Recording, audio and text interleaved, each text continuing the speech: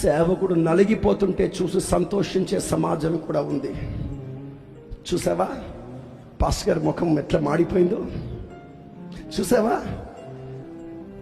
నీకు నోరు బాగా ఉందని సేవకుని నువ్వు ఆడుకుంటున్నావా? నీవు చాలా జ్ఞానవంతుడు అని సేవకుడు తక్కువ అంచనా వేస్తున్నావా? ఈరోజు నీ నోటి మాటలతో సేవకుని మౌనం పెట్టగలిగావు. అతడు మౌనమైపోయింది మాట్లాడలేక కాదు, అతడు మౌనమైపోయింది మాట్లాడకూడదు కనుక. అతడు నోరు తెరవలేదు మాట్లాడే జ్ఞానము చాతుర్యం లేక కాదు, ప్రేమ అతని మౌనం చేసింది. ప్రేమ అతన్ని పూర్తిగా నలిగిపోవడానికి ఇష్టపరిచింది. మీకు మాట చెప్పనా? ఇంత కాదండి, అవసరమైతే ప్రాణాలు పోగొట్టుకోవడానికి కూడా నలిగిపోవడానికి ఇష్టపడుతున్నాం.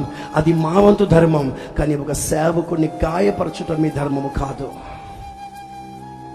కారణం తెలుసా? ఈ సేవకుడే లేకపోతే నువ్వు అంగీకరింపబడలేవు. ఈ సేవకుడు లేకపోతే నువ్వు పరిశుద్ధపరచబడలేవు. ఈ సేవకుడు లేకపోతే నా ప్రభువుని అంగీకరించాడు.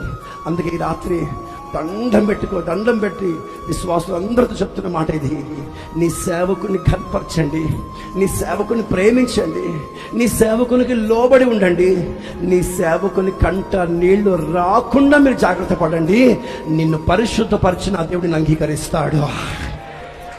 Praise the lord.